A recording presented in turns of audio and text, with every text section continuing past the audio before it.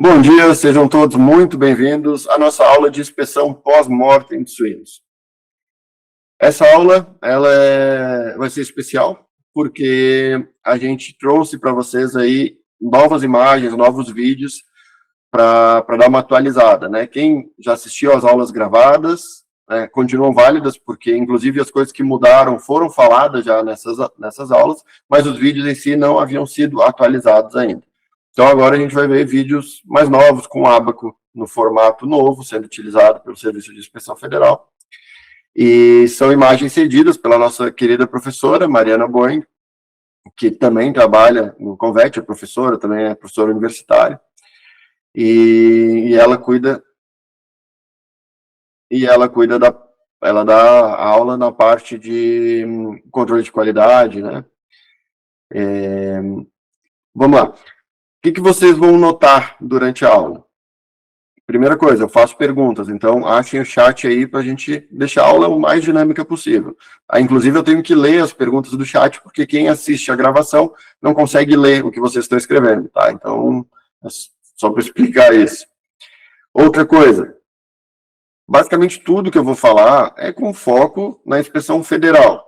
Por quê, Saulo? Só porque tu trabalha com inspeção federal? Não, não só por isso, mas porque as normas federais são as mais utilizadas também pelos serviços de inspeção estaduais e municipais. Saulo, não são todos que usam essas normas? Não. Vocês sabem que é competente para legislar sobre inspeção União, Estados e município. Então, o que vai determinar qual norma seguir é a comercialização. Né? Vocês lembram, né? A Lei 7.889, de 89, ela reparte, né, a distribuição e ela tira o fundamento de validade dela da Constituição, que é o mesmo fundamento da saúde. Então, estados, municípios e a União podem legislar sobre inspeção. O que isso quer dizer na prática? Tem município que tem o seu RISPOR, o seu próprio regulamento de inspeção, suas normas técnicas, tá? Estados, vários têm suas próprias normas técnicas. Então, é o primeiro exercício que vocês têm que fazer. Olhar, peraí, eu estou trabalhando num serviço de inspeção estadual? Sim. Tá. Qual que é a norma que eu devo seguir? É a primeira coisa. Tá. Por que eu digo isso? Porque não é automático. Se tiver uma norma própria, vocês têm que seguir a norma própria. Se não tiver nenhuma norma, vocês têm que seguir o RISPOR. Tá? Porque daí ela deixa de ser uma norma federal para o Serviço de Inspeção Federal e vira uma norma nacional. Tem um dispositivo lá no RISPOR que fala isso. Se o estado ou o município não tiver norma própria, segue o RISPOR. Paulo, mas a minha norma é bem ruim. Posso seguir o RISPOR? Posso seguir a portaria 711, que é a norma técnica, né, de abate e industrialização de suínos e derivados? Posso seguir a 711? Não, não pode. Se tu fechar um frigorífico com base na 711 e tu tiver uma outra norma estadual ou municipal, tu vai responder, porque tu está agindo fora do princípio da legalidade. Tu só pode cobrar aquilo que está determinado em leis. Não quero assustar ninguém, mas a gente sabe que na prática isso acontece. Então, o aluno às vezes trabalha num município, tem uma norma horrível, muito simplificada, ou muito liberal, e aí ele quer cobrar alguma coisinha a mais. Mas tem que estar bem depilado, tem que tirar medula, isso aqui, casquinho, não tem na norma, mas eu quero cobrar. Então, calma. Vê bem se não tem aqueles dispositivos amplos que falam que o veterinário pode determinar algumas coisas. Se tiver, beleza, mas se não tiver, cuidem para não, daqui a pouco faz um auto de interdição e cita lá o RISPOR, cita 711, isso é problema, tá? Então, vamos lá, trabalho no estado. Por que, como eu falei, né, mas mesmo assim, por que a maioria usa as normas federais? É porque elas não têm normas próprias? Não, é porque muitas normas citam que os inspetores, os médicos veterinários, os fiscais, enfim, devem seguir as normas federais. Então, isso é um exemplo do Rio Grande do Sul. Trabalho no serviço de inspeção estadual, mas lá tem uma lei do próprio estado que fala de inspeção, daí tem um decreto que regulamenta a lei, esse decreto deixa claro que que deve-se usar as normas federais, tá? O Paraná também, se eu não me engano, é assim, o Paraná até cita a norma, né? Deve-se seguir a portaria 711 quando quiser saber de normas aí de abate e industrialização de suínos, a 210 for de aves, o manual técnico de bovinos. Tá? Ficou claro essa parte? Então, eu falo do federal porque é o mais comum. Vocês estão em estado ou município, primeiro dever de casa, conferir qual a legislação que rege o trabalho de vocês, para não sair daqui a pouco enquadrando em auto de infração, multando, condenando, aprendendo coisas, e não ter uma base legal que dê um respaldo para vocês trabalharem. Tá? Improbidade administrativa é não seguir os princípios administrativos, e um deles é o princípio da legalidade. Vocês só podem fazer aquilo que está determinado em lei.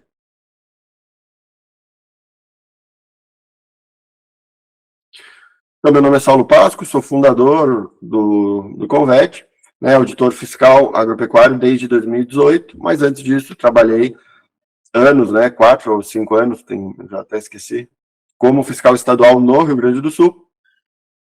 Então, comecei lá em 2013, já faz 13 anos trabalhando com inspeção de suínos, na maior parte do tempo. Durante um período eu fui coordenador regional, então eu fazia auditorias, né, a gente chamava de supervisões em outros estabelecimentos. Também acabei trabalhando em 2 frigoríficos durante um tempo, trabalhei cobrindo abate em bovinos, então conheço um pouquinho de cada área por causa disso. Sou formado na URGS, Rio Grande do Sul, e tenho uma pós em qualidade dos alimentos. Antes de iniciar a parte prática, um pequeno detalhe conceitual, tá? Eu vi pelo chat que a gente tem bastante gente que ainda está no fim da graduação e tal, então é importante dar 2 avisos. Primeiro aviso, tá? Não existe sabe tudo nessa área, tá? Assim, eu tenho colegas auditores que dão curso para os outros auditores que estão há 20, 30 anos fazendo isso, volta e meia eles ficam impressionados com alguma imagem que alguém bota no grupo. Nunca vi isso, que diferente, que legal, tu coletou, mandou para análise, o que deu. Então, assim, não é uma coisa simples que qualquer um, eu recém me formei, eu vou chegar lá sabendo e acontecendo e dando destino e pá. Não, vocês sempre vão ter que contar com suporte, com apoio. Tem alguns livros, eu tenho lá na minha sala, tem sempre livro de anatomia, livro de inspeção com lesões, tem manual de coleta de amostra. Então, frequentemente a gente se depara com casos atípicos. Tá? Qual que é o objetivo? A gente saber bem o que é o normal, para identificar quando tem anormalidades, desvia para o departamento de inspeção final, que é um setor privativo do veterinário, onde vocês vão ter todo o tempo do mundo para fazer uma análise, para ver as vísceras, as carcaças, partes de carcaças. Não sabe? Pode ir lá para dentro da tua salinha, dar uma pesquisada, né? Manda uma mensagem no grupo. Só não usa inteligência artificial, pelo amor de Deus, porque ela é muito criativa. Tá? A inteligência artificial não é feita para consulta técnica. O pessoal tem feito muito isso. A gente recebe cada documento bizarro, porque inventa lei, inventa norma, muda número. É uma confusão. Então, assim, por enquanto, a inteligência artificial não serve para isso. Mas sempre vocês vão ter um apoio aí no nosso grupo, tem os professores, tem outros colegas que estão na área, então trocar experiência é sempre interessante, e muitas vezes vocês vão ter que dar o destino com base no artigo, se eu não me engano, 133 do RISPO, se alguém puder conferir para mim, senão eu abro aqui mais tarde. Mas tem um dispositivo no RISPO que fala assim, casos não previstos nesse regulamento, o veterinário vai ter que dar o destino com base na segurança alimentar e na saúde pública, tá? Na saúde pública e na saúde animal. O que isso quer dizer? É uma lesão que pode disseminar para o rebanho. Vai ter que condenar ali, né? Às vezes incinerar a carcaça, dar um destino ali. Ou tem um risco de fazer mal, né? Causar uma toxinfecção alimentar, vocês vão ter que dar o destino, mesmo que não esteja explícito ali no RISPO o que deve ser feito. E durante a apresentação vocês vão ver que tem vários casos assim. Que realmente não está previsto para o RISPO, ou que o RISPO ele ingessa demais e chega na hora da prática, tem algumas divergências, tá, do que diz na letra do RISPO, na norma. Então essa é a primeira dica, não se cobrem demais, tá? Ninguém nasce sabendo, ninguém sabe tudo, né? É um constante aprendizado, por isso que eu falei lá no início, né? O bom da inspeção é que é dinâmico. Todo dia a gente acaba aprendendo alguma coisa nova. Perfeito? Mantenha-se atualizado, sempre busquem, né, informação, isso é fundamental. E a outra dica, né? A inspeção, desassociem com aquela inspeção só visual. Muita gente chega na prática achando que fazer a inspeção é ficar com o braço para trás olhando as vísceras passarem. Tem que meter a mão na massa. Faz muita diferença. Os detalhes vocês pegam, né, quando vocês conseguem associar todos os sentidos. Esses que eu coloquei aqui no slide são os principais, né? A visualização, obviamente. Né? Por que visualização, Saulo? É como vocês vão ver, principalmente as inflamações. Inflamação é importantíssimo. Tudo que eu falar hoje na apresentação que termina com IT é inflamação, ok? Inflamação, como é que vocês visualizam? Basicamente, por causa da vermelhidão. Em um ser vivo, né, que está ativo ainda, está vivo, tem outros fatores, né? Tem a dor, calor, o rubor, que é a vermelhidão, e fica edemaciado. Lá na prática, no pós-mortem, vocês vão visualizar basicamente a vermelhidão e fica um pouco de exudato, né? Fica mais edematoso mesmo. Mas é basicamente isso, tá? Palpação, muito importante também. Tá? Às vezes vocês vão palpar o órgão e já vão ver de cara, pô, mas esse coração está muito rígido. Tem alguma coisa aqui dentro. Está crepitando, eu acho que tem exudato. Então, faz muita diferença a palpação. Inspeção de pulmão, por exemplo. Não tem como fazer sem palpar o pulmão. Tá? Caso real. Eu estava revisando uma colaboradora que estava em treinamento, né? E aí, pulmão lindo, perfeito por fora, estava assim, impecável, um pulmão exemplar. Então era de fumante, estava redondinho ali. Daí eu, só pelo costume, né? Já segurar uma partezinha e passar a mão nele, eu senti uma bolinha. Daí eu, traz a faca aí. Cortei a bolinha, fiz mais uns cortes. Ele tinha uma pneumonia tromboembólica supurativa, que é um forte indício aí de que estava em septicemia, ou seja, algum agente infeccioso tomou a circulação, né, virou sistêmico, e como os capilares do pulmão são tão pequenininhos, as bactérias prendiam ali. E aí, quando prende ali, forma aqueles abscessinhos pequenininhos, né, aquelas lesões supurativas pequenas, disseminadas, sem relação com alguma causa primária que a gente pudesse identificar, por exemplo, uma pneumonia, uma lesão do parênquima com pus, é uma coisa, beleza, é localizado. Agora, quando tu corta em pontos isolados, sem nenhuma lesão aparente, vários pontos pequenininhos com esse exudato purulento, indica que ele veio, né, pela via hematógena, pela via sanguínea. Tá? Então, só um exemplo aí para vocês.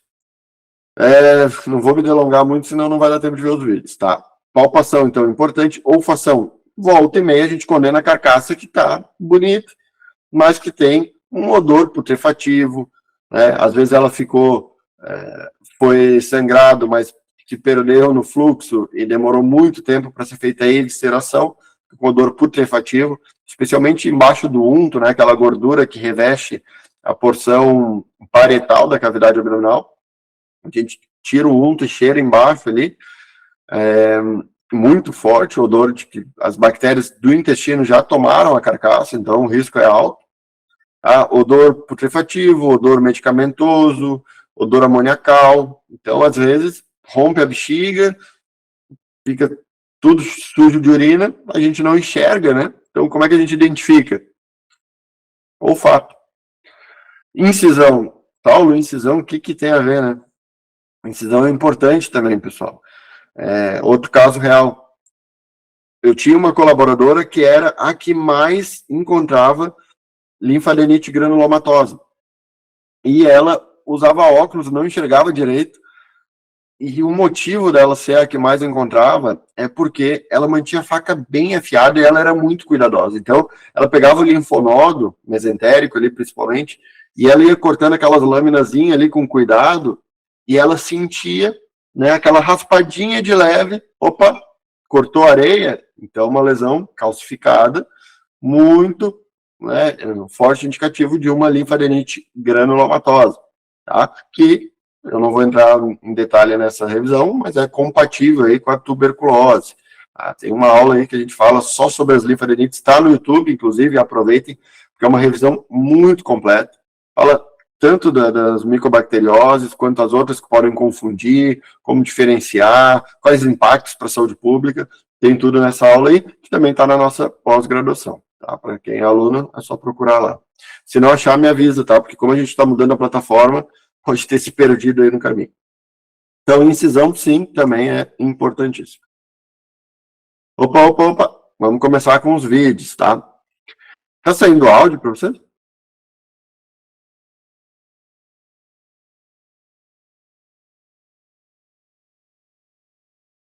Não digo áudio meu falando, áudio do vídeo. Tá, ótimo. Que bom, porque daí eu consigo ir falando. Só me diga uma coisa, tá aparecendo tremido para vocês o vídeo ou ele tá contínuo?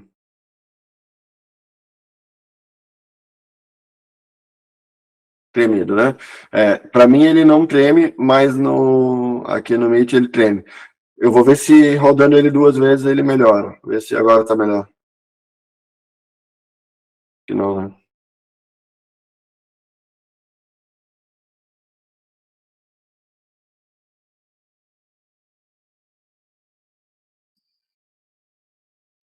Tá. Então, vamos devagarinho que ele vai melhorando, né? Opa, volta. Tá, primeiro, você sabe qual que é o nome dessa operação aqui? Opa, tá escrito ali. Oclusão do reto, tá? Vocês vão achar estranho. Pera aí, Saulo, por que tá iniciando com oclusão do reto, né? A gente estuda na portaria 711 que a primeira operação é a abertura abdominal torácica. Inclusive, quem fez concurso para o mapa aí já viu que uma questão, inclusive no concurso que eu passei, perguntava qual que é a primeira operação da área limpa de abate. E a resposta era abertura abdominal torácica. Mas na prática, a maioria dos estabelecimentos, a maioria dos que eu fui pelo menos, ou que eu reparei isso, eles preferem começar com a oclusão do reto, tá? Por quê? Porque se o reto não tiver bem fechado, bem protegido, e tiver extravasamento de fezes, pode contaminar a carcaça, e se chegar na mesa, tem um dispositivo lá na 711 que fala, se tiver com contaminação fecal ali, devido a uma má oclusão de reto, condena todo o conjunto de vísceras. Isso é caro, isso tem um valor agregado, né? Então, por isso que o pessoal costuma antecipar essa etapa. Como que é feito? Faz primeiro essa incisão perianal, pode fazer com faca, existe equipamento, pistola que faz isso, né? Ela vai cravar, cortar e sugar ao mesmo tempo, ok? Tem frigoríficos grandes que usam e adoram, tem frigoríficos grandes que preferem usar esse método mais manual. Então, não vejo obrigatoriedade em exigir aquela pistola, mas né, existem os dois para você saber. Ponto importante que eu tenho que lembrar aqui de vocês. Tá. A oclusão, ela não é só remover, né, fazer o corte perianal e soltar o reto, não. Tem que ou botar um grampo metálico ou botar um barbante apertado ali para proteger. No vídeo vocês podem ver que tem um sistema que eu considero melhor ainda, que é o barbante junto com uma sacolinha plástica, que dá uma proteção extra. Tá? Tem que treinar bem esse operador, para não contaminar com fezes, para ele cuidar com os dedos, com a mão, né? Ele tem que ficar bem atento ali, porque, infelizmente, se ele condena aquela região, depois pode vir uma serra, que é a serra que faz a divisão longitudinal da carcaça, que divide em duas meia carcaça, e se tiver fezes ali, vai espalhar por toda a carcaça, né? Aquela serra, ela usa um pouco de água, na maioria dos casos, e aí vai jogar bactérias e salmonela para toda a carcaça. Então, é um problema grande, tá?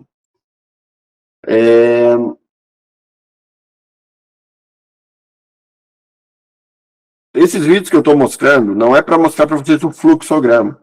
O fluxograma completo, vocês têm tudo em aula gravada. Tudo. Depilação, onde é que passam, todas as plataformas, todo o fluxo, isso você já tem. Aqui é só para mostrar os vídeos atualizados. E esses vídeos são das fases que a gente chama de fases preparatórias. Então, a inspeção, ela é assim, ela é composta por uma técnica de inspeção. A técnica vai dizer o que o auxiliar ou o veterinário tem que olhar na hora, né? Tem que olhar, palpar, cortar, como que ele faz a técnica, tá? Mas existe também a fase preparatória. Se a fase preparatória não tiver bem feita, quem que faz? Geralmente colaboradores da empresa. Então, o que eu mostrei, a oclusão de reto, é a empresa que faz. Agora aqui, a desarticulação da cabeça, é alguém da empresa que faz, do estabelecimento. Mas é importantíssimo para a inspeção. Se essa fase preparatória não for bem feita, vai prejudicar os trabalhos da inspeção.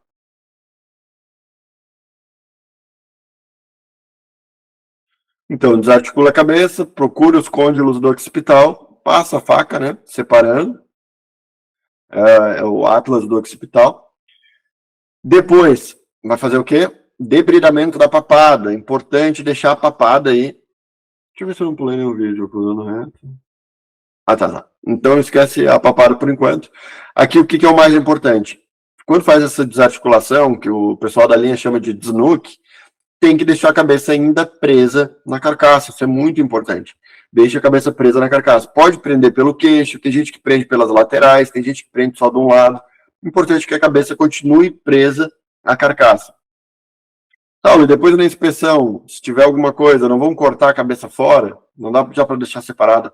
Não. Depois vocês vão ver na parte da inspeção que é proibido cortar a cabeça antes de passar pela última linha de inspeção. Então só corta a cabeça depois que tiver tudo certo. Por quê, Saulo?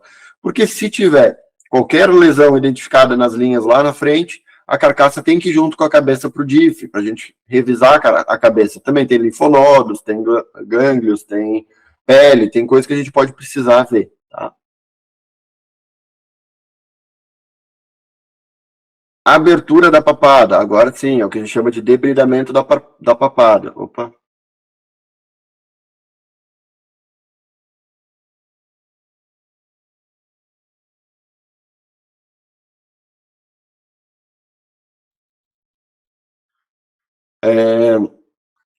Essa abertura da papada, né, ela faz parte, soltar o conjunto ali de língua, a laringe, faringe, o ióide, né, deixa tudo desprendido e principalmente deixa exposto os músculos da mastigação.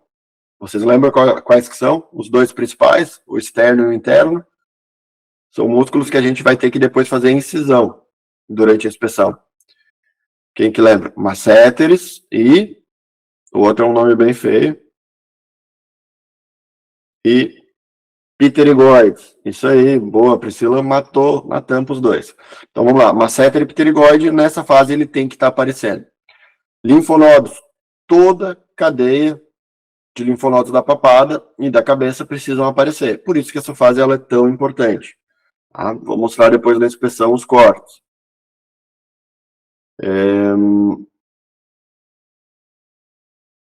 Perfeito. Feitas essas fases de preparação, agora a gente vai entrar na linha de inspeção de fato. Quem que faz essa inspeção? Geralmente auxiliares, que são cedidos ao serviço de inspeção para estar lá fazendo essa triagem. O trabalho principal deles é identificar anomalias, né, lesões, coisas que não são normais. Por quê? Porque se eles encontrarem, eles vão ou condenar na própria linha, se for alguma coisa, alguma inflamação, alguma coisa que não tenha nenhuma repercussão na carcaça, ou vão desviar lá para o DIF, que eu já comentei com vocês, que é o Departamento de Inspeção Final, onde vai ser feita a nossa análise mais criteriosa. Tá? Então, inspeção de cabeça e nódulos linfáticos da papada. Opa, vou botar um por vez aqui para vocês verem. Então, ó, cortou o masseter, agora está cortando o masseter por fora, pterigoide por dentro. Pode ver que ela já dá uma puxada aqui mais para baixo, já para cortar os parotídeos, tá? Tanto os linfonodos parotídeos, quanto a glândula parótida em si, né? Nos linfonodos, né, todos os cervicais têm que ser cortados, retrofaríngeos, mandibulares, tem que abrir. Olhar a cavidade bucal, ver se ela tem fratura, às vezes a gente acha fratura na mandíbula, fratura na maxila, parte de cima, ver se não tem ração, contaminação, alguma coisa pode ter por ali, pelo na cabeça, otohematoma, a orelha inchada. Ah, Saulo, tu não vai mostrar uma lesão, uma foto de cada lesão que tu tá falando? Não, pessoal, porque daí a gente tem, a pós-graduação, ela tem, sei lá eu quantas horas, mas tem muitas horas, e lá, sim, eu tenho tempo para falar de cada uma delas. Olha, isso aqui é um autohematoma, nesse ponto condena na linha, se estiver assado, leva para o DIF, revisa linfonodo. O que se faz no DIF? Tudo isso tem nas aulas da pós-graduação. Fotos, explicação das lesões, tanto para a linha quanto para o DIF. Tá? Vamos pro outro. Aqui dá para ver mais, tá mais de pertinho, ó. Corte, então, profundo sagital, né? Corte sagital, que a gente chama, né? Alinhado com o músculo. Se achar alguma coisa, bota uma plaquinha. A plaquinha vermelha indica o local da lesão. Ah, encontrei uma linfadenite granulomatosa, ou uma linfadenite inespecífica, linfadenite purulenta, ou um abscesso comum na região da nuca, né? Porque a área de sobrepaleta é onde o pessoal aplica as injeções. E às vezes a pele está contaminada, ou tem um adjuvante que estimula, né, uma produção de células de defesa, né, enfim, pus, né? E depois a cápsula envolve esse pus e vira o que a gente chama de abscesso. Abscesso é o pus encapsulado. Se o pus estiver solto dentro de uma cavidade e o limite for a própria cavidade natural, a gente chama de empiema. Beleza? Expressão de cabeça? Opa. Deixa eu ver o último vídeo, se tem alguma coisa diferente.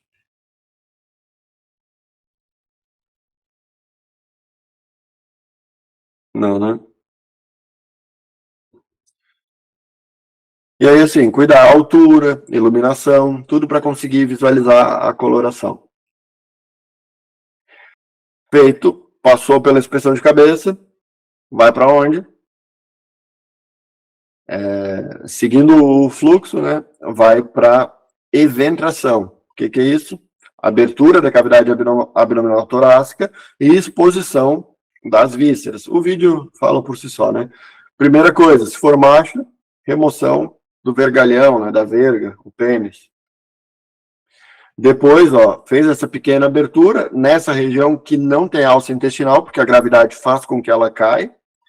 E aí, a faca, prestem atenção na faca, ela tem uma bainha especial, uma proteção especial da lâmina, que faz uma bolinha, né, que impede que as alças entrem em contato com a lâmina. Então, essa faca especial vai pegar somente a parte de pele, tecido conjuntivo, tecido adiposo, mas da barriga, né, muscular, tá? Sem pegar as alças intestinais, ó. Viram?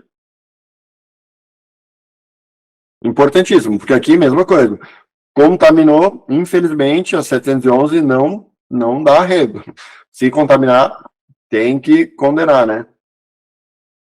Se romper, né? Quando passa a faca ali, rompe, suja tudo de fezes, não tem como os colaboradores ficarem manuseando aquilo, tudo com luva de aço, né? Então é pepino. Então tem que ter muito cuidado aqui. Feito isso, vem a próxima etapa, que é a evisceração. Eviscerar é remover, então, essas vísceras. A primeira que sai são as vísceras brancas. Vocês acham que dá... A gente chama de víscera branca e víscera vermelha. Vocês acham que daria para chamar de vísceras abdominais e vísceras torácicas também? O que vocês acham?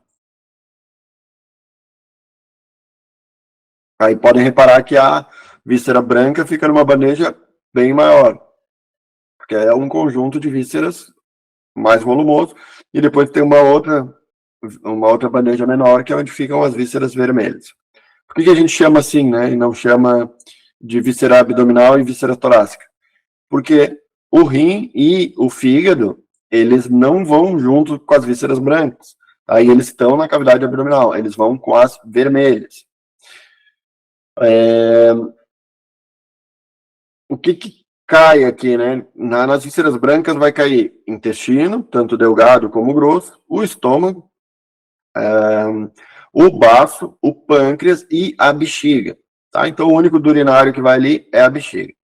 E aqui, na vermelha, vai coração, língua, né, traqueia, esôfago, todo aquele conjunto do mediastino ali, tudo aquilo chegando até o coração, com o pulmão grudado ainda, com diafragma. Deixa eu ver se esqueci alguma coisa.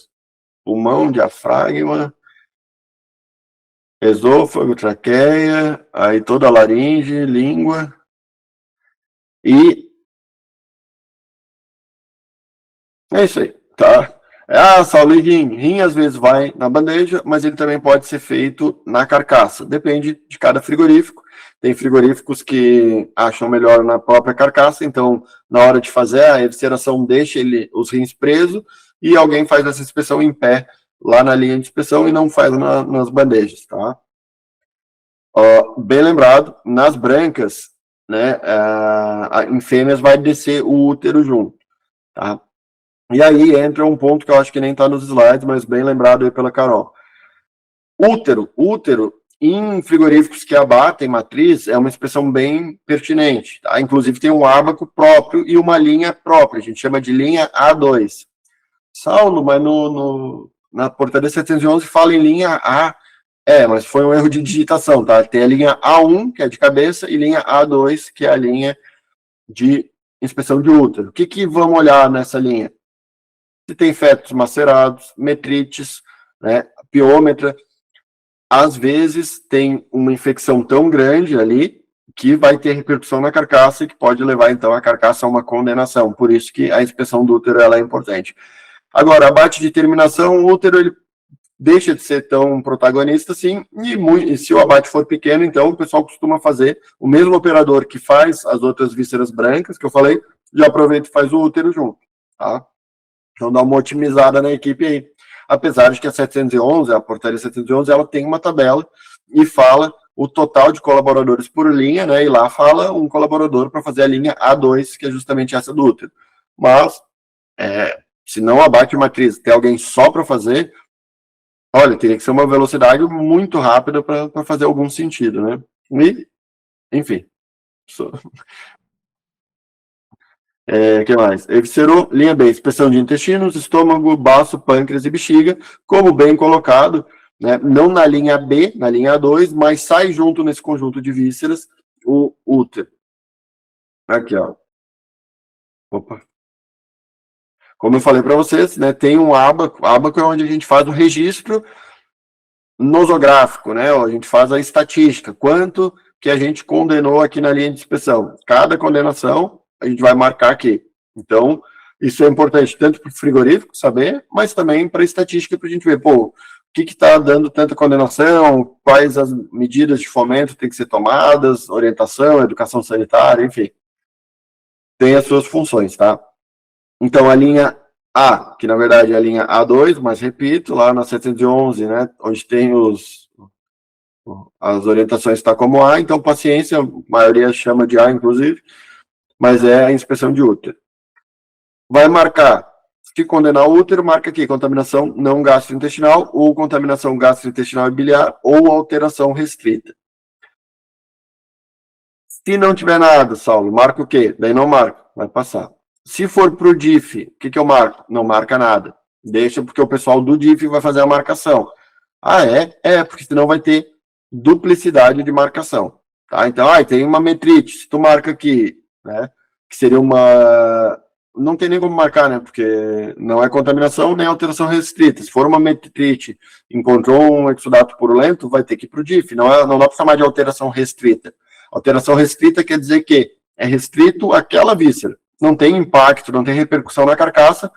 Um próprio auxiliar de inspeção, que não é médico veterinário, ele tem condições de identificar e condenar na própria linha. Isso que é alteração restrita. Tá? Enfim, o ábaco ele foi simplificado. Muitos de vocês vão estar em frigoríficos que ainda usam a versão antiga, porque isso foi, inclusive, uma falha, no meu ponto de vista, porque o que aconteceu? A 711 mantém um ábaco com uma série de lesões, lesões e achados, enfermidades, parasitoses, coisas que a gente não acha mais. Tem macracantorrincose, tem um monte de enfermidades lá que são muito raras ou nem se acha mais, tá? 711 é de 1995, faz muito tempo. mas é o que tem de oficial. Então, tem um ofício circular que fala para a gente testar ábacos novos com essa disposição, porque eles estão mais atualizados, eles levaram em conta um projeto de inspeção com base em risco.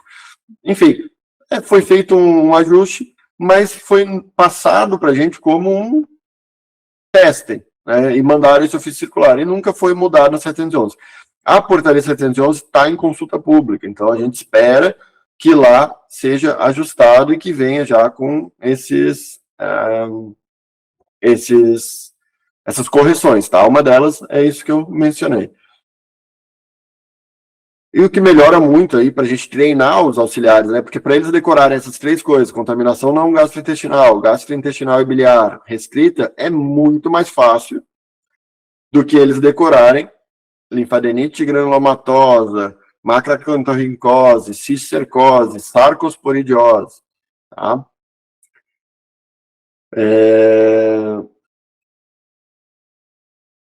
Vamos agora, então, para a inspeção. Presta atenção, porque essa aqui é a mais desafiadora, né?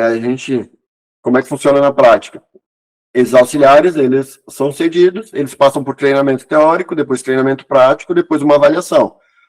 Essa avaliação, tá tudo certo, a gente bota lá no SIGCIF, lá no sistema, que o cara tá apto, né? Significa o quê? Ele tá apto, ele pode ficar sozinho naquela linha de inspeção. Ele não tá apto, ele tem que ficar sendo supervisionado por alguém que é apto. Simples, tá? O que na prática acontece? A gente vê, se o auxiliar ele consegue fazer essa linha AB, ele vai ter, né, a capacidade operacional suficiente para as outras linhas também, porque ela é bem mais complexa. Tu olha muito mais coisas, tu precisa de muito mais velocidade para olhar tudo. Não quer dizer que tu não tenha que avaliar as outras, tu tem que avaliar as outras, especialmente porque tem outras lesões, outras coisas que tu precisa.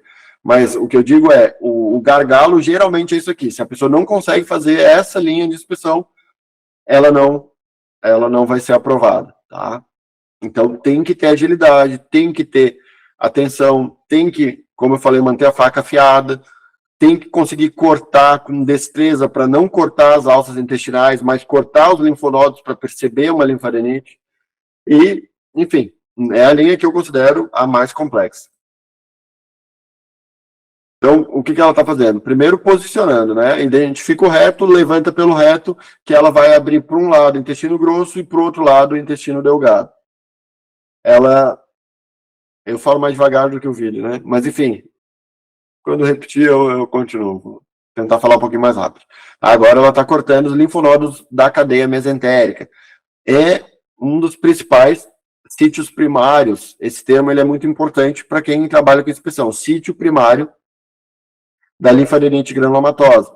Por quê? Porque vocês têm que saber quais são esses sítios. Isso muda tudo numa avaliação de destino de carcaça. Repito, temos aula completa sobre linfadenite granulomatosa na nossa pós. Tá? Espera que... tá, não recomeçou ainda, né? Então, olha, palpação, tá vendo que ela tá palpando o intestino delgado? Ah, mas por que palpa? Por causa das parasitoses, principalmente Ascaris-Sum, que continua até hoje. Tá? Ascaris-Sum continua, Saulo? Sim, continua. Tá? Porque o ciclo, ele é diferente. Tá? Como assim diferente, Saulo?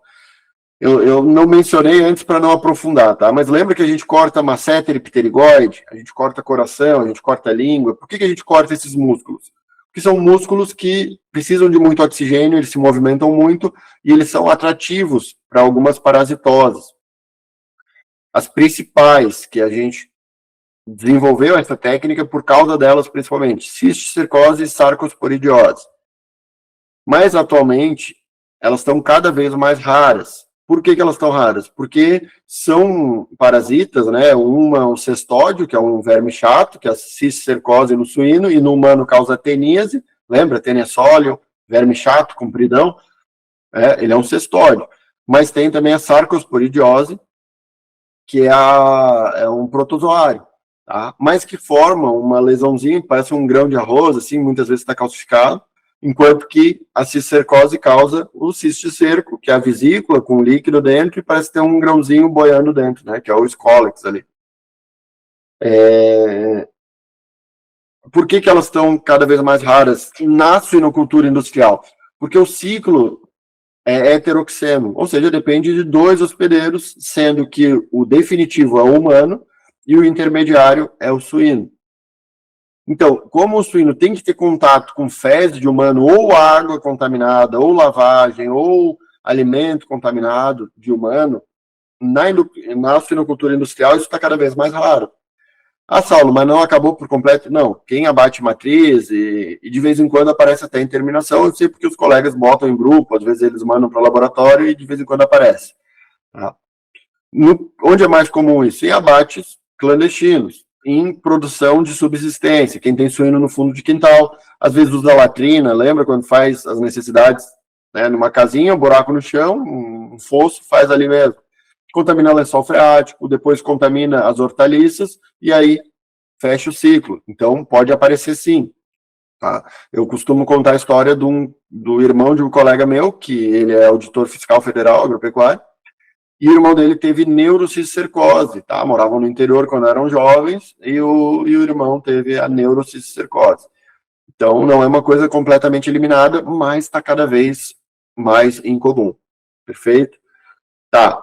Saulo, então, ambas necessitam do humano, tem que ter esse ciclo, contato do suíno com fezes do humano, beleza. Eu não vou entrar em detalhes, né, tem também aula sobre isso na pós, que daí a gente explica tudo, né, como é que passa de um, passa para o outro, como é que é a cisticercose em humano, já que normal é ele ter o verme adulto no intestino, tudo isso tem nas aulas lá, tá? O que vocês precisam saber para essa aula? A técnica exige que a gente procure, porque volta e meia ainda aparece, mas é cada vez mais raro, ok? Então, tem que sempre conscientizar os auxiliares, porque senão eles acham que, nunca vi isso aí na vida, não preciso olhar. Tem que conscientizar ele que se eles não prestarem atenção, pode passar e vai gerar um problema aí, perfeito? Mas algumas verminoses continuam. Uma delas é o Ascaris-sum, que daí ele não é um cestódio, né? Ele é um nematódio, é um verme circular. A gente encontra a forma adulta nele no intestino e muitas vezes a gente encontra a lesão, que inclusive foi o que a gente estava conversando no grupo dos alunos, né? Com uma foto muito bonita lá, porque às vezes a infestação, a quantidade, ela é tão grande que parece que é uma coisa ainda mais grave, mas não eram só, né, a hepatite intersticial causada pela migração da larva do Ascaris-sum. Então, esse verme redondo que tem no intestino, ele é deglutido, lembra o ciclo de Loss? Então, ele deglute, ele sobe pelo pulmão, deglute, e nesse ciclo ele tem que passar por dentro do fígado, então causa essa hepatite, ok? Como é que a gente identifica, né? Fica branco, a gente chama de milk spot, ou mancha de leite. Eu não quero entrar em detalhe porque tem foto, tem vídeo cortando isso, tem tudo isso no resto da pós, tá? Mas só para vocês entenderem que a palpação aqui é importante, porque se tiver parasitose, a gente condena a área afetada, que é o próprio intestino, tá? Linha C, inspeção de coração e língua.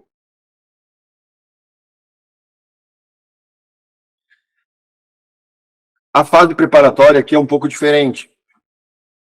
Lembra que eu falei que geralmente é a empresa que faz, né? Aqui tem uma fase preparatória que o auxiliar tem que fazer, que é desmembrar. Porque quando chega na mesa, tá tudo junto, olha o conjunto ali.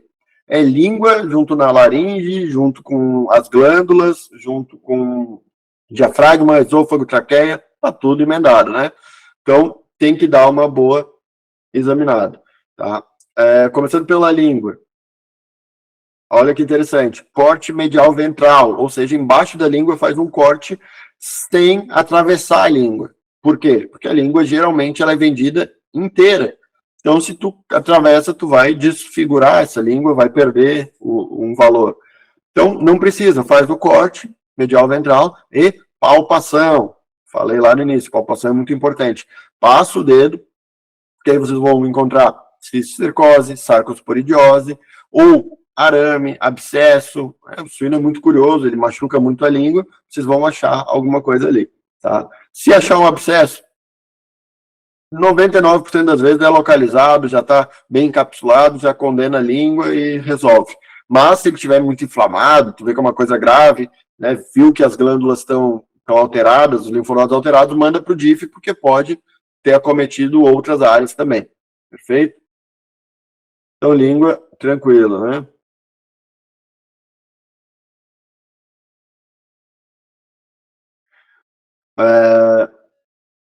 Nesse caso aqui, vocês estão vendo que está parada a linha, não é um abate real. Então, não, é um abate de emergência, que a gente chama, né? Então, não tinha pressa. Geralmente é feito com um pouco mais de pressa.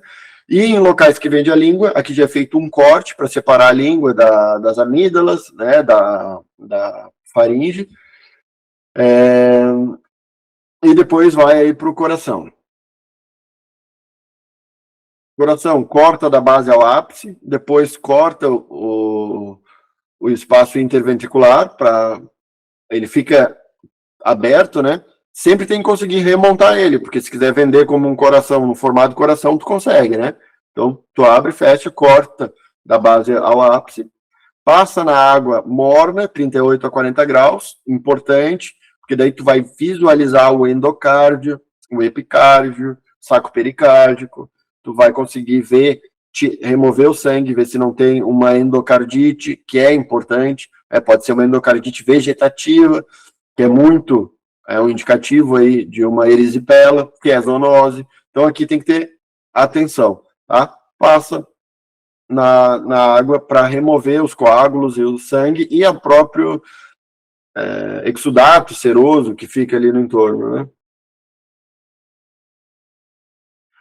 Então acho que aqui eu falei tudo, né? Mesmo esquema, achou alguma coisa, pega uma plaquinha vermelha, marca e manda para o DIF. Quando eu digo manda para o DIF, significa que vai todo o conjunto, carcaça, víscera, tudo, tá? Ó, água morna, limpou, viu como é que estão me fugiu o termo, né? Aquela parte de tecido conjuntivo ali que tranca. Na insuficiência cardíaca, geralmente aquilo ali falha, né? As válvulas ali, como é que é o nome? Alguém lembra aí? Ajudem.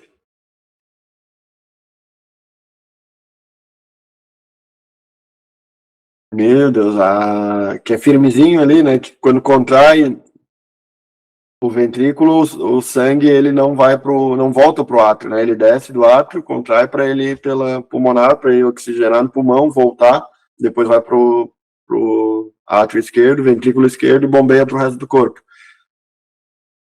As válvulas, né? Válvula, não tem outro nome, eu acho. Tá. É a aspiração, né? Ele aspira, não aspira?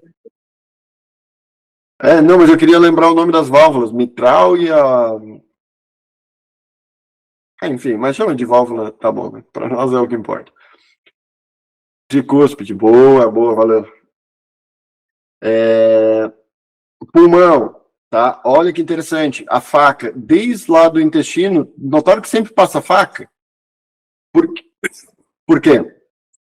Também tem uma aula completíssima, né? Todas as vísceras, elas têm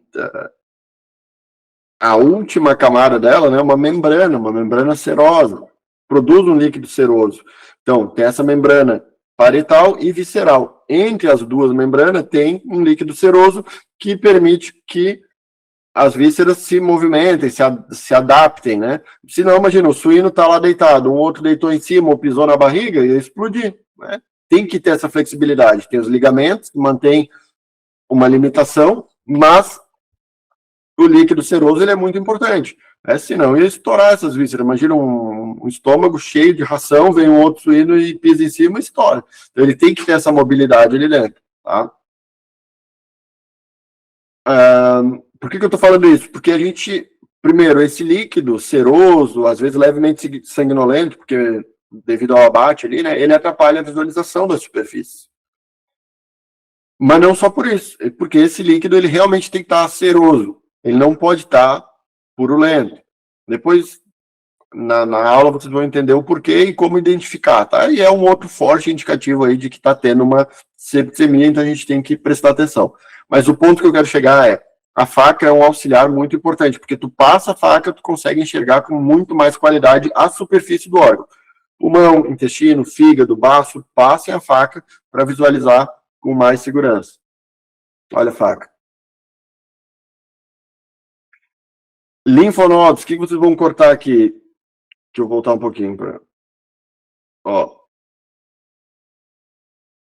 Vocês vão cortar os apicais, mediastínicos e brônquicos, tá? Da forma que ela cortou agora, que ela está cortando os apicais. Ah, ela inverteu, mas cada um, não tem problema, faz de um jeito, né? Apicais, brônquicos e mediastínicos. Então, a apical é o mais de cima, mediastínico fica entre esôfago e traqueia ali, e os brônquicos, quando vocês forem fazer o corte, é onde tem a inserção no pulmão. Vocês vão fazer sempre um corte, pelo menos um corte, né, transversal no pulmão, e dar uma apertadinha para ver se não tem uma broncopneumonia, se não tem exudato purulento dentro dos broncos. Tem que visualizar isso. E é o momento aí que a palpação se torna ainda mais importante, porque às vezes vai criptar, às vezes vai ter algum tipo de lesão, alguma afecção pulmonar.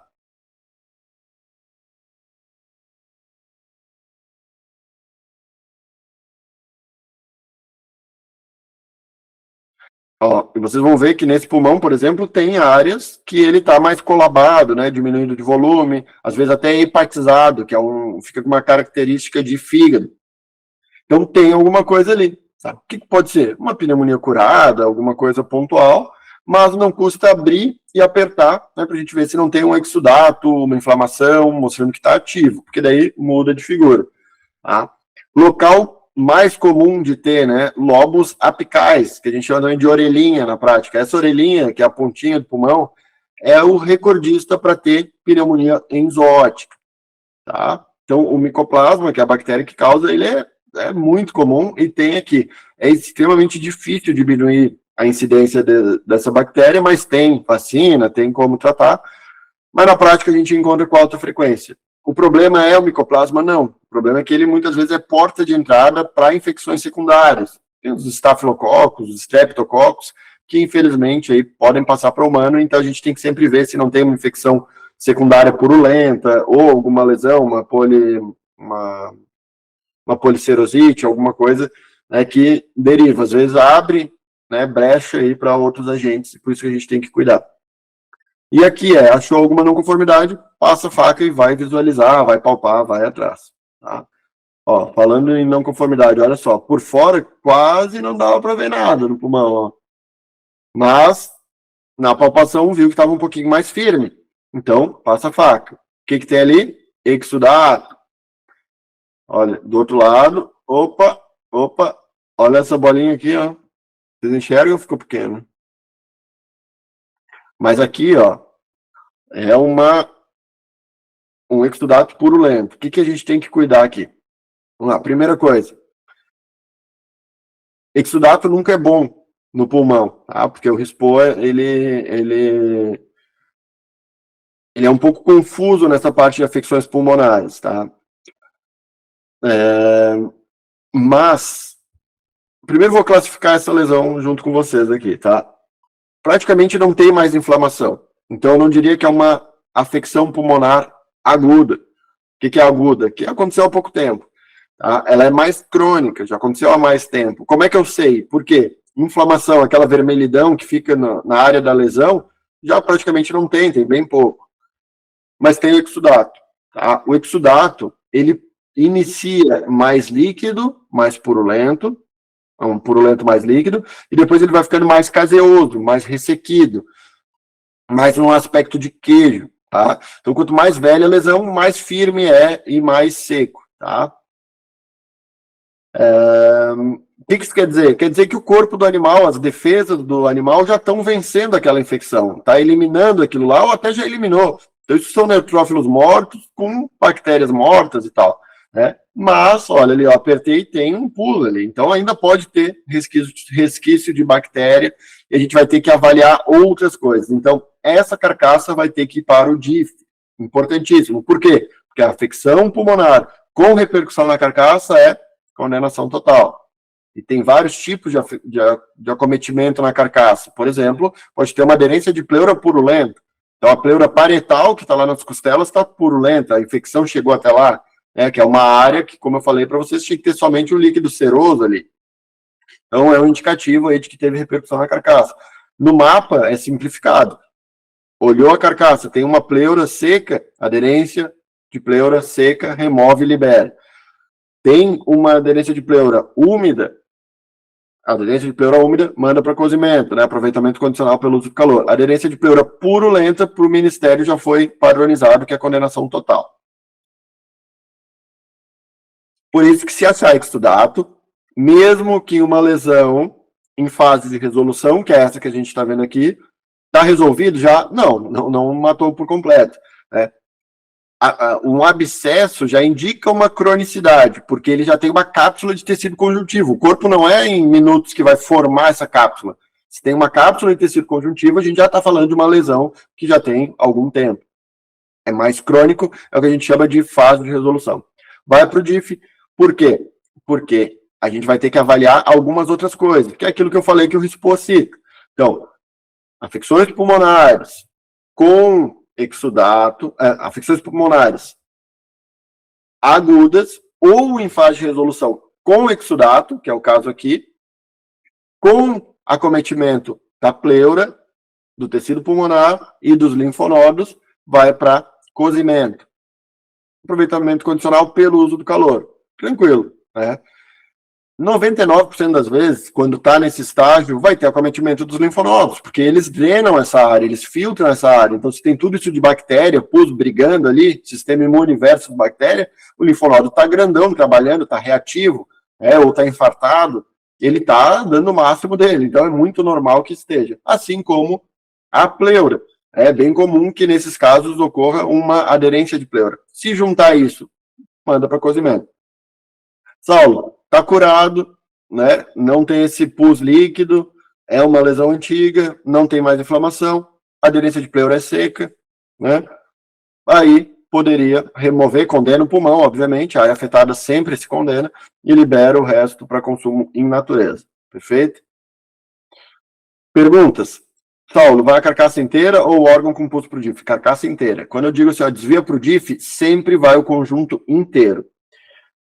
É aquilo, tu puxa às vezes uma pluma, vem uma galinha. O que isso quer dizer? Às vezes é uma, exemplo, às vezes é uma bolinha de pus no pulmão. Ah, tinha uma bolinha de pus, manda pro DIF. A gente chega lá no pulmão e abre a bolinha de pus, faz mais uns cortes, vê várias bolinhas de pus. Opa, bolinhas de pus separadas. Não é uma infecção secundária, porque o parênquima está intacto, está bonito. Opa, sinal de septicemia. Vamos dar uma olhada nessa carcaça. Daqui a pouco a gente acha linfonodos disseminados com alteração, a gente encontra uma nefrite supurativa, que é outro sinal forte de septicemia, encontra uma peritonite infecciosa. Então a gente vê, opa, isso aqui é uma septicemia, artigo 137, condenação total. Imagina se aquela bolinha do pulmão tivesse gerado somente o desvio do pulmão para o DIF.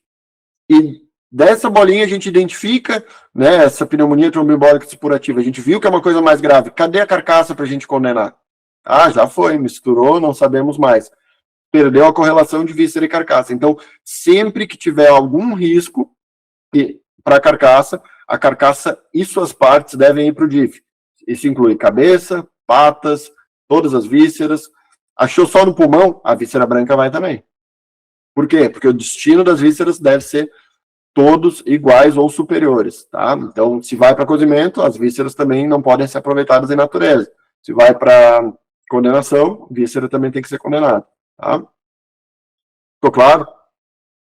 Eu estou tentando fazer, como tem gente que ainda é estudante, tem gente que já está na prática, eu estou tentando puxar, né, desde uma parte mais teórica até uma parte mais prática e um pouco mais aprofundada. Então, mas vão, assim, a aula é para vocês, né, e por estar num sábado de manhã aqui, vocês merecem toda a atenção do mundo. Se tiver qualquer dúvida, Saulo, fala em pneumonia tromboembólica supurativa, o que é isso? Não entendi nada. eu vou explicar de novo, vou procurar foto, né? A gente pode fazer um intervalo, eu posso procurar as imagens e mostrar. Enfim, a aula pode ser dinâmica e ela é feita para vocês, tá? Fique à vontade. Fígado, mesma coisa, passa faca. Sem passar faca não tem inspeção de fígado. Ó, corta o linfonodo hepático, corta os ductos biliares ali, né? Quando for separar a vesícula biliar, pega, aperta firme, né, o ducto e puxa no sentido oposto, senão vai extravasar a bile e contaminar as vísceras. Bile é igual contaminação gastrointestinal. Ah, importante, olha aqui, ó. Entra aqui, tá? Contaminação gastrointestinal. Ó, pergunta interessante. No caso de cozimento, é colocado como pneumonia?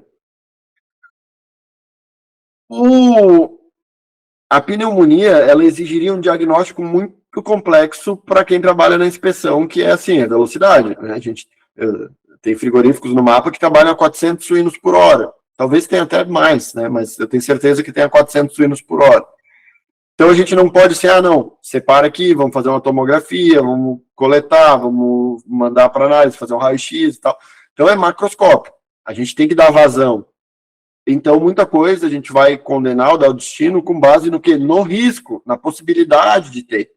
Então, a gente nem chama de pneumonia, a gente chama de afecção pulmonar, porque macroscopicamente a gente sabe que tem alguma coisa ali. Perfeito?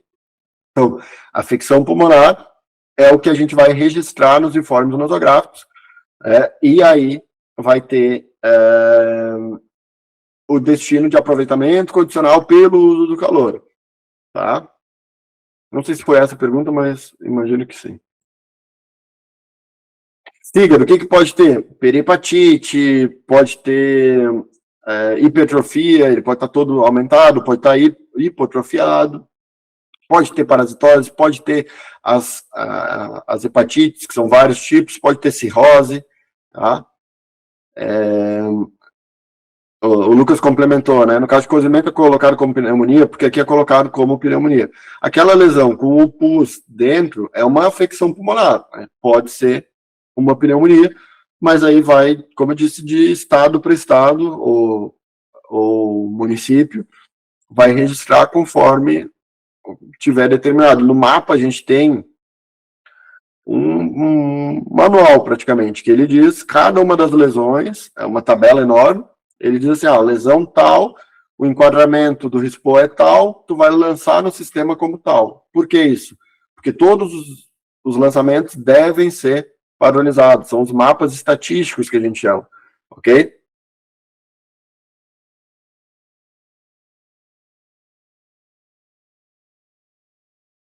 Olha, uma área de fibrose, né? Provavelmente isso aqui foi causado por uma migração da forma larval do Ascaris sum, quer dizer, e é isso. Próxima etapa, tá? Também conta como uma fase preparatória, que é a divisão longitudinal da carcaça. Por quê? Porque se não dividir a carcaça, como é que a gente vai ver as porções ósseas internas, o canal medular? Importante que para quem é aluno, tem uma aula que ela é sensacional, modéstia à parte, que é o seguinte, eu peguei um estudo que analisou os inspetores europeus, o quão padronizados eles são. Então era o seguinte, foi feito em vários países e foi visto assim, ó, olha, o que tu faz com essa lesão aqui? Ah, eu condeno, mando para cozimento, eu libero. Condeno, mando para cozimento, eu libero. Tá? E nesse estudo, pelo menos nessa aula, né, que eu talvez eu citei mais de um estudo, eu mostro que em vários países da Europa, a maior causa de condenação de carcaça é a osteomielite supurativa. O que isso quer dizer? A parte da medula óssea que está com bactéria, está com pus ali dentro.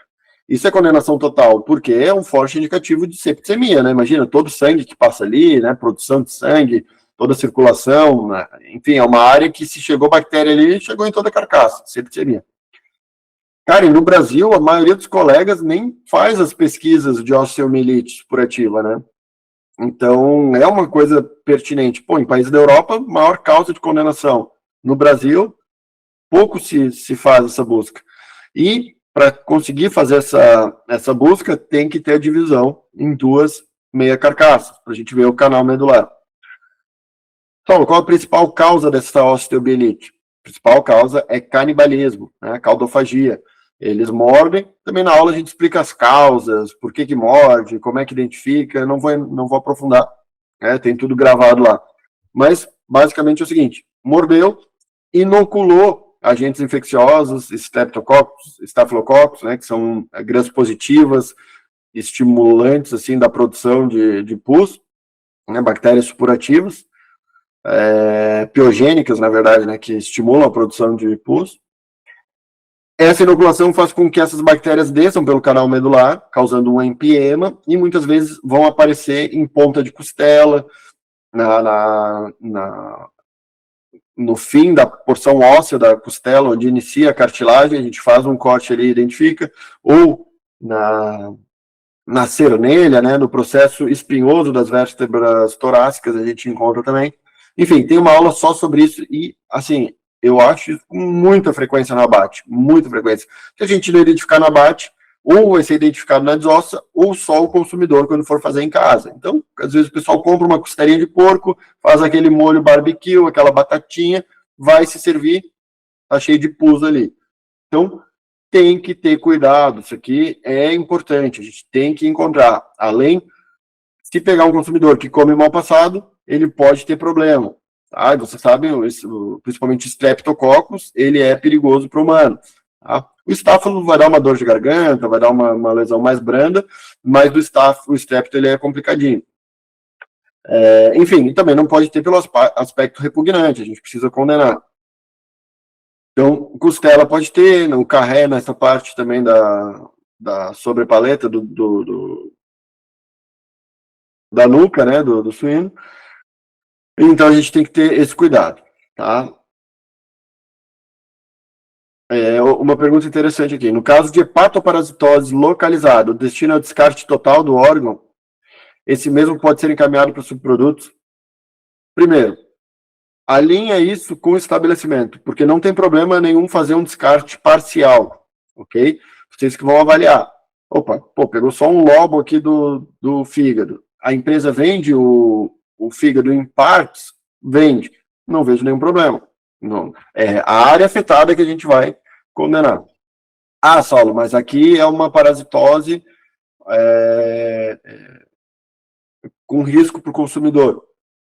É extremamente raro. Se achar, daí é óbvio que não liberaria. Mas a grande maioria é fins de aspecto repugnante para o consumidor. Se a própria empresa considera que não tem problema, vender um rim cortado, né? Um fígado cortado, eu também não vejo problema. Muita coisa é alinhamento, porque daí às vezes vocês vão estar ali se esforçando para cortar a área afetada, para aproveitar, e a empresa vai acabar descartando mais para frente. Então, ponendo. Que nem a vesícula biliar. Tem lugar que não vende o fígado. Então, não tem por que tu ir lá e tirar a vesícula biliar, né? Tu corta o canal, vê se não tem nada entupindo, se o linfonodo está intacto e manda bala. Acabou meu café.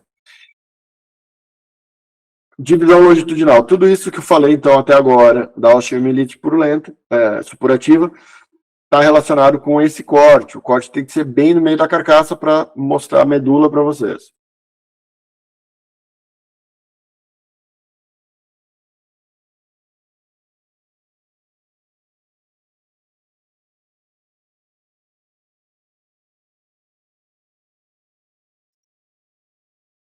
Linha E, inspeção de carcaça. Vamos lá. Senão vai ficar muito tarde, né? Então, quem que está afiado em linfonodos? O que vocês estão vendo aí? Que linfonodo que está cortando?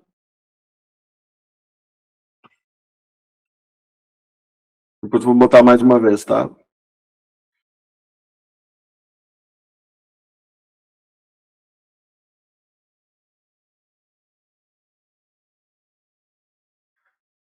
Matou a charada, tá? A Ana Carla.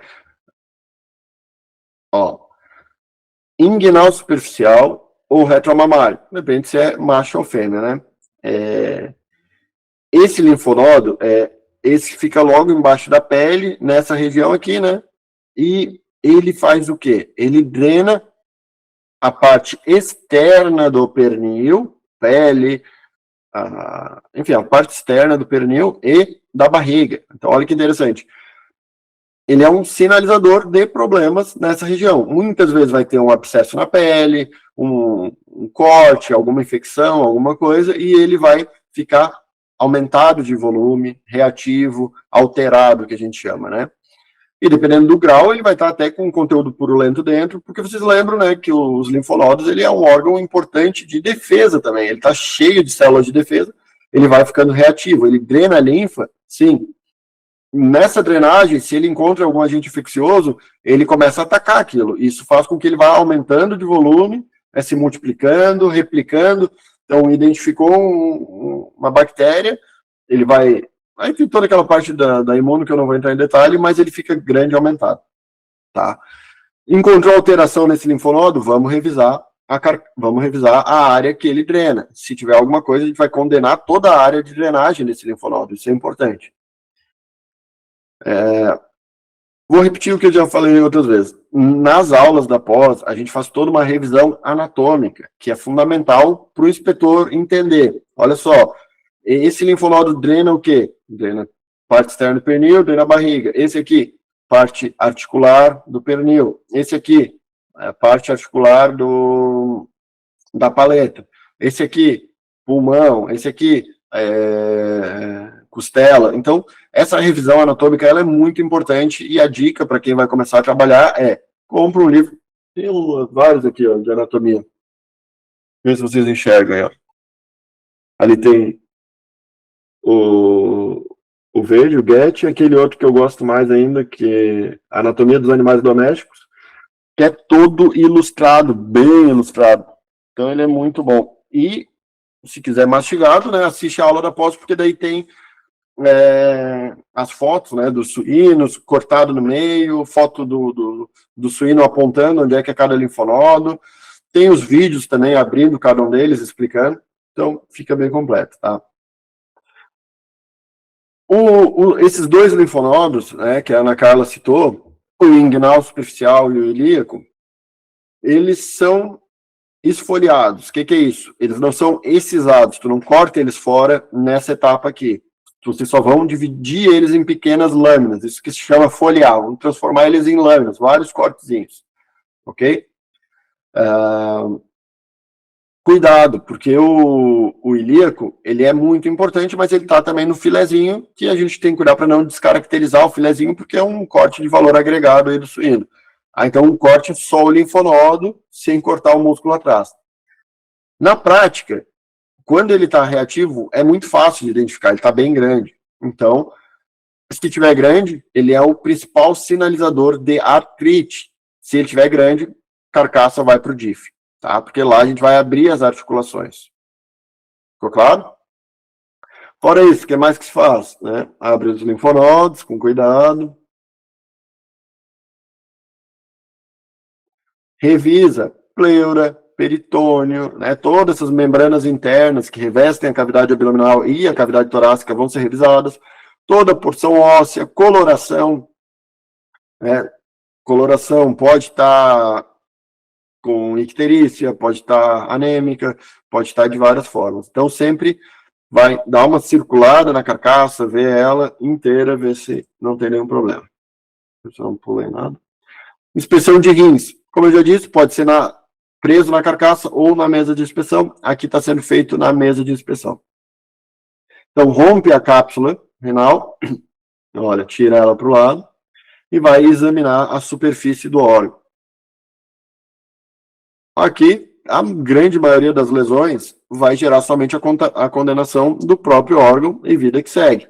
Então, pode ter um cisto urinário, pode ter hidronefrose, pode ter infarto isquêmico, infarto hemorrágico.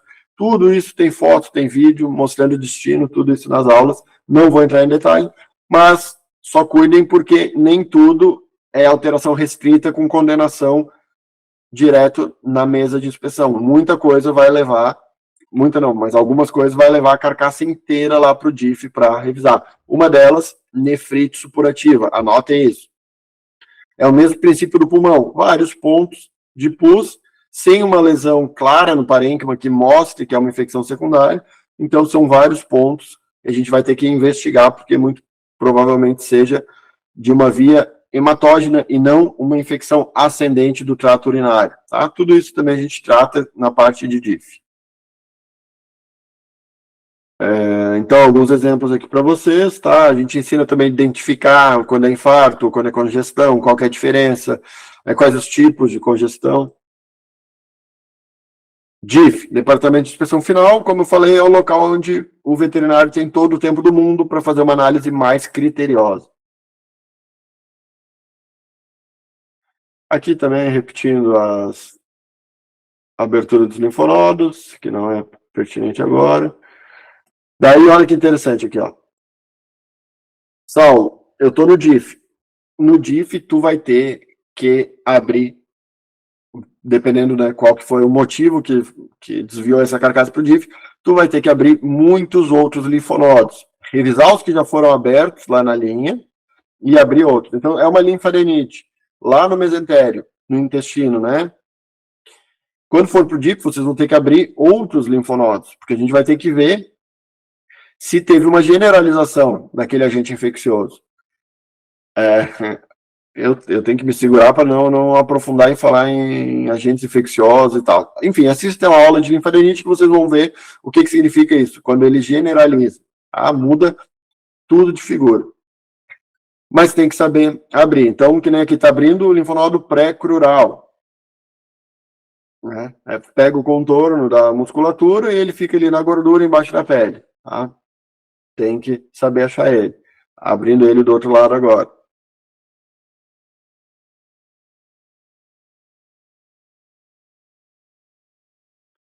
Agora, o poplíteo. Né? Quem já fez estágio em cão e gato sabe que ele é importante e fácil de identificar no cão, né? Fica atrás ali. No suíno, não, nem sempre é fácil. Cuida para cortar sem danificar muito o pernil. Geralmente ele está na gordura entre os dois músculos, né? Ele tem uma fissura ali que tu enxerga ele fácil, mas precisa de treino, tá? Opa! É o vídeo do meio, né?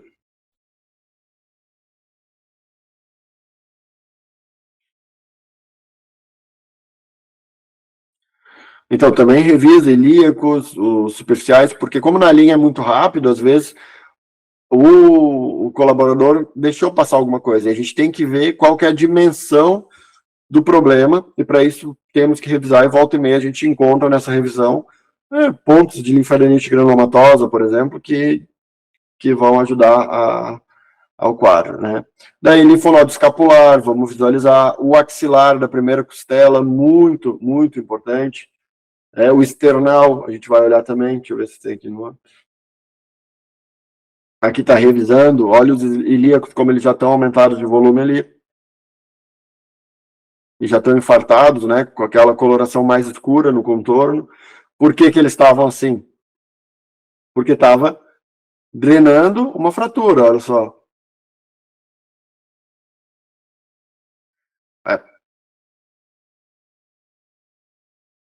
Pode ser uma fratura, mas pode ser uma contusão também, né? Tem que ver se a parte óssea foi acometida, mas se eu não me engano, essa aqui é uma fratura. Vamos esperar bem. Mas não é à toa que o linfonodo estava infartado, todo congesto, né? Na parte cortical dele. Uma fratura ali, ó. Uma fratura de fêmur. Aqui é um exemplo, às vezes a gente tem que condenar uma parte das costelas, né? Vai ter que saber desarticular a costela.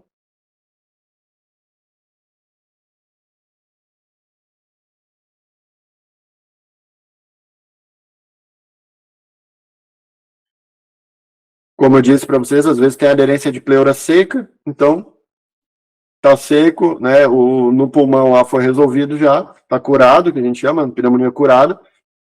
Só remove a pleura seca e libera para o consumo em natureza.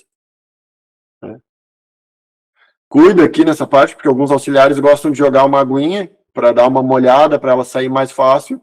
Mas assim, pô, se tu tá tirando a pleura, é porque tem um pequeno risco de contaminação, né? Enfim, teve alguma coisa ali, alguma infecção. Então não joga água porque vai escorrer na parte óssea, vai espalhar mais a contaminação. Nessa parte da fratura, condena tudo ou só a parte afetada? Depende do grau, né, do acometimento. Se for localizada, condena a parte afetada e libera. Se for... Na prática, varia de inspetor para inspetor, mas, pô, 2 fraturas de fêmur, teve maus tratos ali, então vai no mínimo aí para cozimento, sofreu dor, né, teve alteração do estresse também, tem risco, manda para cozimento. Se for generalizada, tu vê, pô, sofreu maus tratos, caiu do caminhão, arrastaram, tá cheio de lesão, é fratura, contusões e tal, é condenação total, né? Mas tem que dar uma avaliada ali se foi uma coisa pontual, enfim.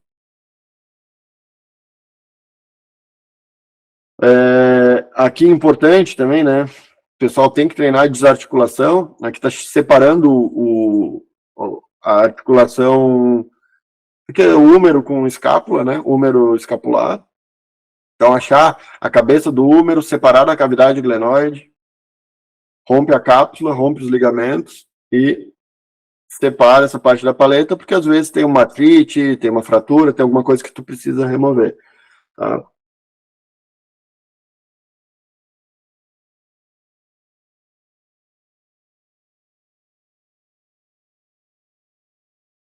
Deixa eu ver aqui se tem alguma coisa pertinente.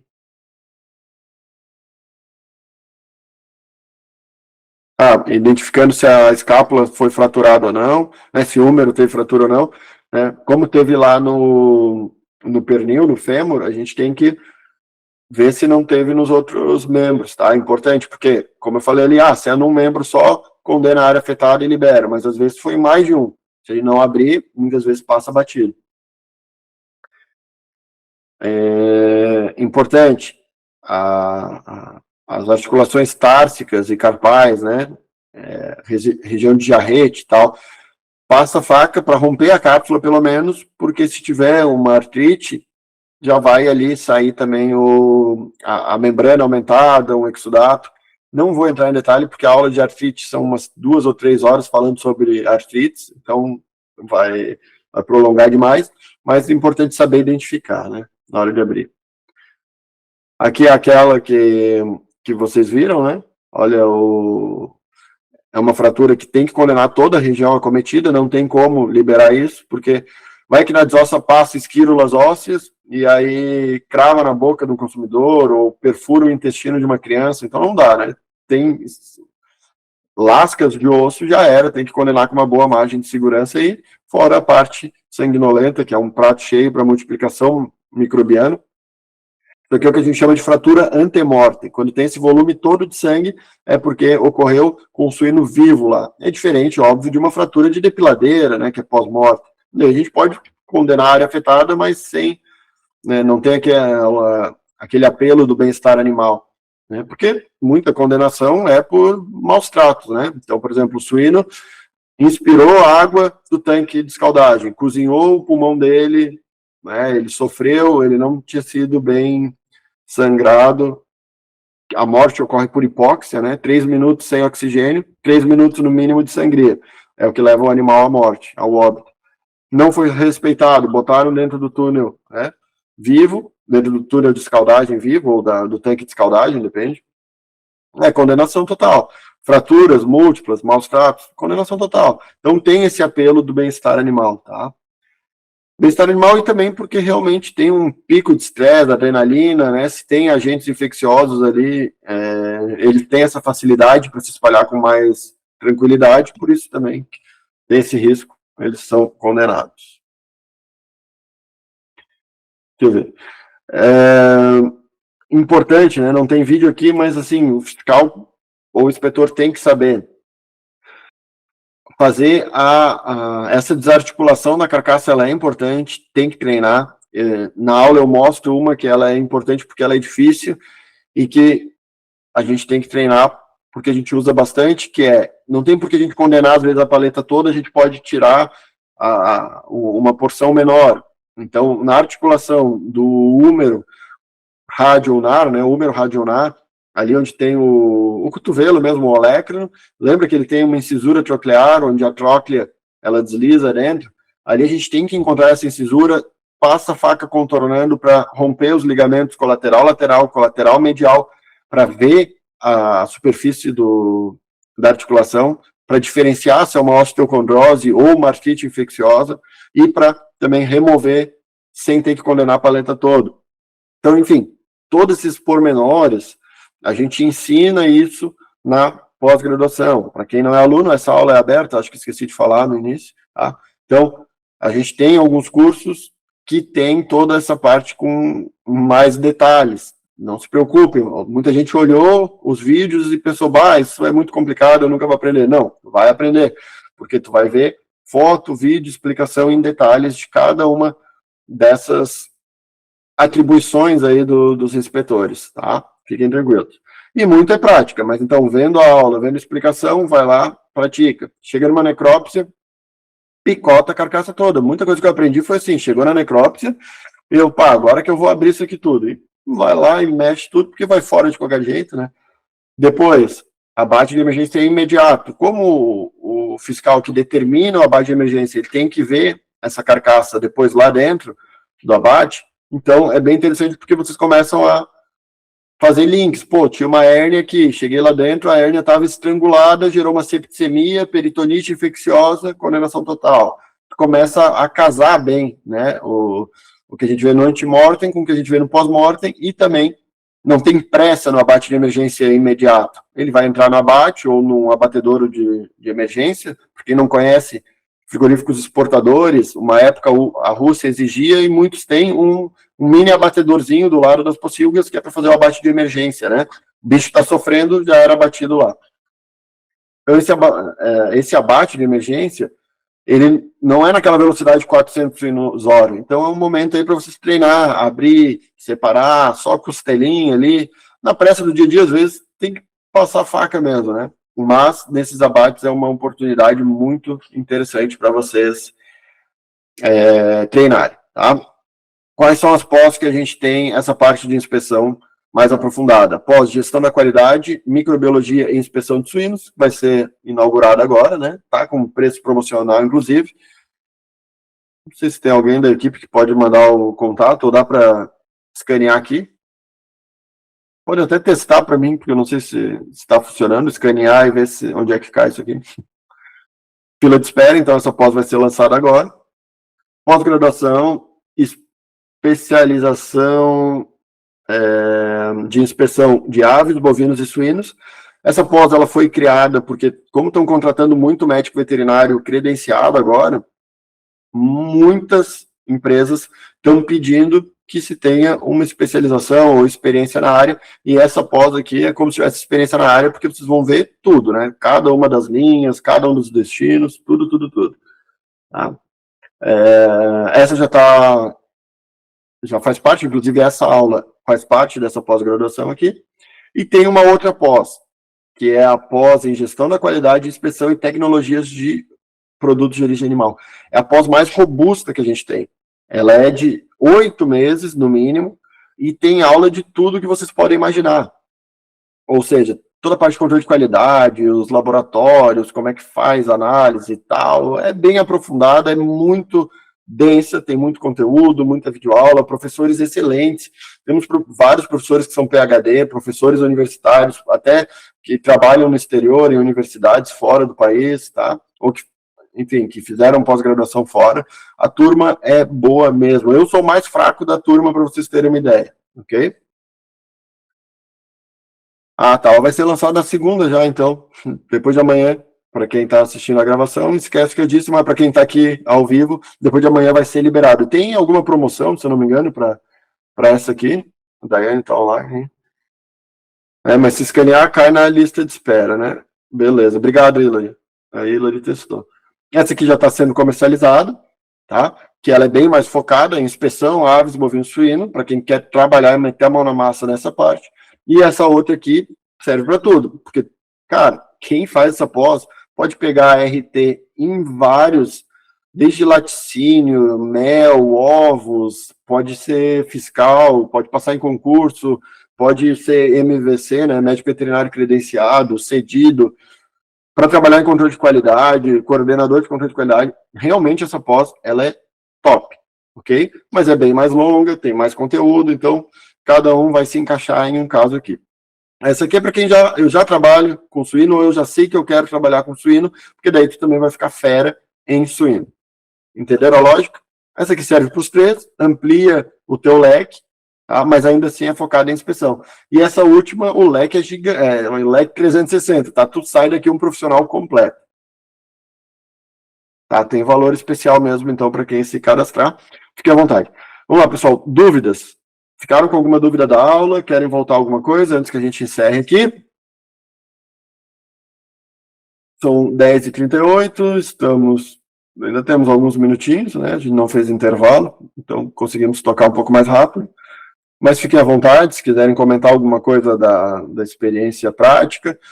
Lembrando que todos os nossos alunos têm acesso a grupos de estudo que os professores participam, então dão um direcionamento, tem network, a gente apoia os alunos, né, conhecem outros colegas que estão na mesma rotina, com os mesmos desafios também.